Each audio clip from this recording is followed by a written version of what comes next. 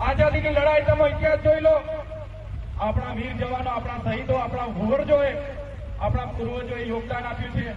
દેશના વિકાસમાં આટલું બધું યોગદાન આપણે આપતા હોય અને જયારે દેશમાં અમૃતકાળ ચાલતો હોય તો કોની આઝાદી ચાલે છે, કોનો અમૃતકાળ ચાલે છે? માત્ર ને માત્ર ઉદ્યોગપતિઓનો અમૃતકાળ ચાલતો હોય એવું લાગે છે. એટલા માટે કહીએ છીએ મિત્રો કે સરકાર જાણી જોઈને આદિવાસીઓ સાથે ભેદભાવ કરી રહી છે. તેની સામે આપણે એક થવાની જરૂર છે. કોણ ડામોર, કોણ પારઘી, કોણ રાઠવા, કોણ બારિયા, કોણ ગામેથી, કોણ વસાવા, કોણ ચૌધરી, કોણ ગામે, કોણ તળવી, એમ કરીને આપણે લડાવવાનું નથી. આપણે આપણી આદિવાસી તરીકેની આપણી અસ્મિતા બચાવવા માટે, બહાર આવવા માટે તૈયાર થઈ જવું પડશે. આજે અમે ધારાસભ્ય બન્યા છે. આનંદભાઈ પણ ત્યાં એસટી રિઝર્વ બેઠક પરથી ધારાસભ્ય બને છે. હું પણ ડેડિયાપાડા આદિવાસી રિઝર્વ બેઠક પરથી ધારાસભ્ય બનું છું. પાર્ટી કદાચ મને ટિકિટ આપી દે, પણ જે દિવસે મારો જાતિનું ધરતી હું ત્યાં ના મૂકું તો મારું ફોર્મ પાસ થવાનું નથી. મારું ફોર્મ પાસ થવાનું નથી. એટલા માટે કહીએ છીએ કે આપણી અસ્મિતા બચાવવા માટે આવનારા દિવસોમાં દરેક મોરચે આપણે લડવું પડશે. દરેક મોરચે લડવું પડશે. યુવાનોને પણ હાકલ કરીએ છીએ, વડીલોને પણ હાકલ કરીએ છીએ, મારી માતા બહેનોને પણ હાકલ કરીએ છીએ. આ કોઈ નાની સૂની બાબતો નથી.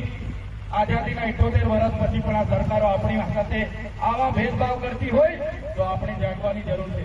માત્ર મત બેંક તરીકે ચૂંટણીઓમાં ઉપયોગ કરે છે આ સરકારો.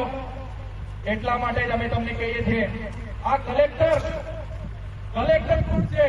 કલેક્ટર હોય કે ધારાસભ્ય હોય, અમે બધા તમારા પગારના, તમારા ટેક્સનો પગાર લેતા હોય, અમે બધા જ તમારા નોકર છે. એટલા એ દિવસો તમે જાગીને જશો, એ દિવસે આવા અધિકારીઓને ભાન આવશે. અંદર આપણે નહીં જાગીને આપણે નહીં પૂછીશું કે ક્યારે ભાન આવવાનો નથી. અત્યાર સુધી આપણે સાહેબ સાહેબ કરીએ છીએ. સાહેબ સાહેબ કરીને જેમને આપણે સાહેબો બનાવ્યા છે.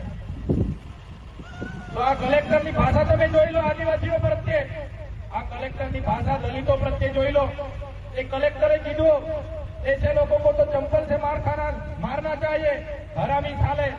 જાહેર મંચથી એક કલેક્ટર આવી ભાષા બોલતી હોય તો તમે વિચાર કરો એ લોકોની મનમાં કેવી માનસિકતા હશે. એટ્રોસિટી એક્ટ એ કોઈ કલેક્ટરના બાપે આપેલી મહેરબાની નથી. એટ્રોસિટી એક્ટ આપણા બાપ બાબા સાહેબ આંબેડકરની દેન છે. એને બચાવવા માટે આવતા દિવસોમાં મળી છે.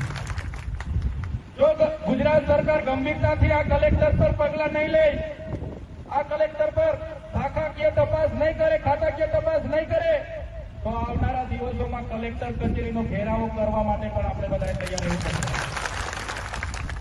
ભૂતકાળમાં અમારા કવડિયાના સીઓ નિલેશ દુબે હતા.